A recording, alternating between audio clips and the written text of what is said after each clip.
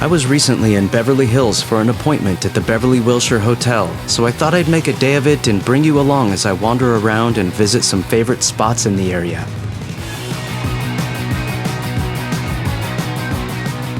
It's November, so it's beginning to look a lot like Christmas at the Beverly Wilshire. I arrive early to enjoy a cup of coffee at the Boulevard, just off the hotel lobby. The Boulevard is a spacious, sophisticated-looking room with high ceilings, plush sofas, and art deco touches that call back to the hotel's late 1920s beginnings. Over the decades, the Beverly Wilshire has been featured in several films and shows like Pretty Woman and, perhaps most importantly, Escape from Planet of the Apes. Its storied history as a hub of old Hollywood glamour includes being a temporary home to F. Scott Fitzgerald, Elvis, and John Lennon during his so-called lost weekend away from Yoko. And they have good coffee, not to mention beautiful old elevators. It's time for my appointment, so I make my way to the hotel's second wing. On the way, I pass by Cut, a Wolfgang Puck Michelin star restaurant that I wouldn't mind trying someday. I like a good steak.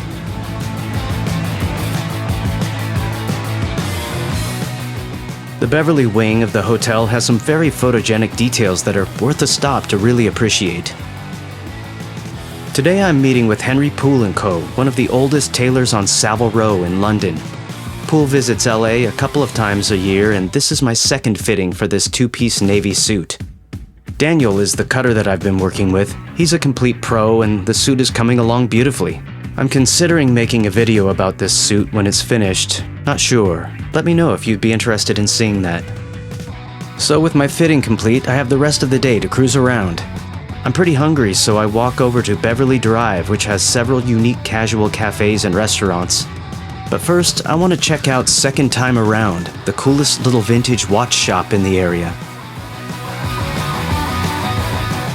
It's a tiny space, but they have a ton of beautiful watches from the 1950s through the 2000s. The staff is super friendly and is kind enough to indulge me with this Omega Speedmaster Reduced. I've always thought these were too big for my wrist, but I think it looks alright. What do you think? As I browse around, this 1960s Hoyer Carrera also catches my eye. Maybe I'll pass for now. Second Time Around is a staple in this area and a must-visit for watch lovers. Pay them a visit if you're in the area. It's lunchtime. I stop into Parakeet Cafe, a local chain that does simple, creative dishes with fresh, high-quality ingredients. They have at least 10 locations in Southern California. I've been to this one and the Newport Beach location, and both are almost always packed. The concept is sort of health-conscious, casual dining with vibrant, bird-themed pop art decor. And they have these great terrazzo tabletops. The menu has something for everyone, and I try the Grains and Greens bowl with chicken, which is absolutely delicious. Much tastier than it looks. Laguiole knife? Check. They also have excellent pastries, coffee, and breakfast dishes. Parakeet does this sort of fast casual cafe thing better than most, so if you enjoy this type of thing, do check them out. Okay, it's time for something sweet, and a visit to Pascal on Beverly, a French-style bakery that is well known for their incredible pastries and cakes. Of course, they offer fresh baguettes, all of the usual pâtisserie suspects, and delicious European-style coffee. Since I have a bit of a sweet tooth, I go for a chocolate chip cookie, which is damned fine. An exceptional cookie. I'd like to try their breakfast and lunch menus someday soon as well. Christmas decor is in full swing on Rodeo Drive, and I take a stroll through the shops to soak up the jolly atmosphere. I can definitely feel the holiday spirit kicking in. Santa Claus has definitely come to town, and he's looking a little stiff, to be honest. Petrified, really.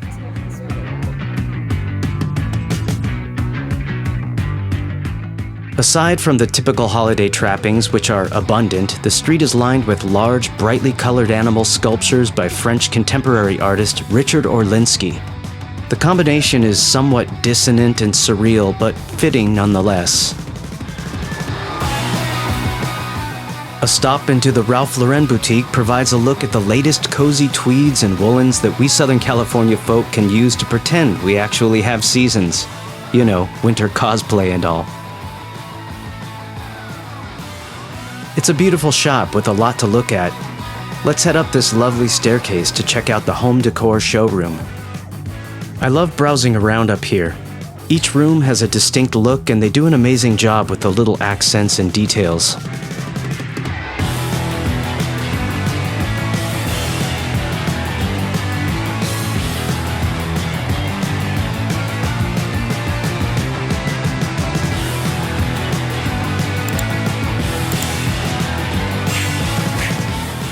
It's always nice to walk through Beverly Canon Gardens, a quaint and quiet little park that has concerts in the summer and beautiful decorations through the holiday season. After about an hour of window shopping and sightseeing, it's time for my next stop of the day, the Maybourne, a beautiful 5-star hotel in Beverly Hills that is, incidentally, the sister to Claridge's in London, which is definitely on my hotel stay wish list.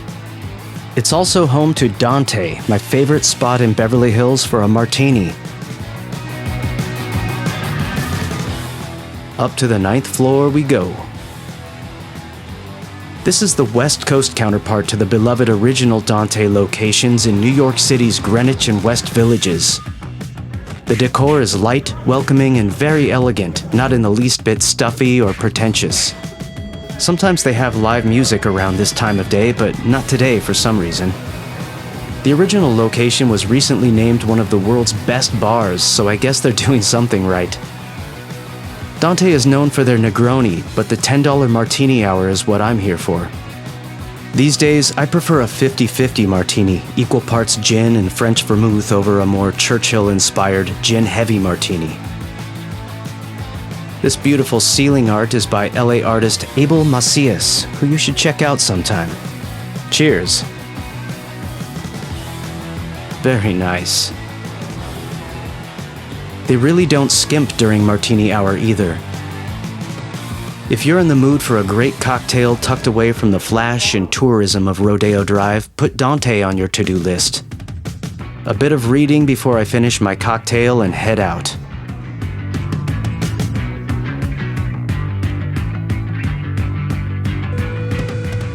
On to my last stop for the day, the old Saks building at 9600 Wilshire Boulevard.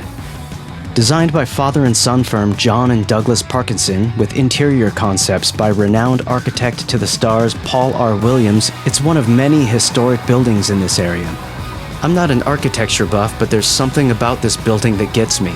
At first look, it can be taken as cold and stiff like an old bank or a public works building. It's not as ornamental as typical Art Deco buildings of the era, but it has these understated sleek lines and proportions that convey much more beauty and purpose than an average drab government building. The concrete, the gold trim, the black marble, the typography, even the neatly arranged palm trees. Perfection. It's undergoing a redevelopment plan to become some kind of a mixed-use project, which might be interesting, but it's hard to imagine it being anything other than what it always was. I guess we'll see. Well, that's my day. I hope you enjoyed coming along for the ride, and I'll see you next time.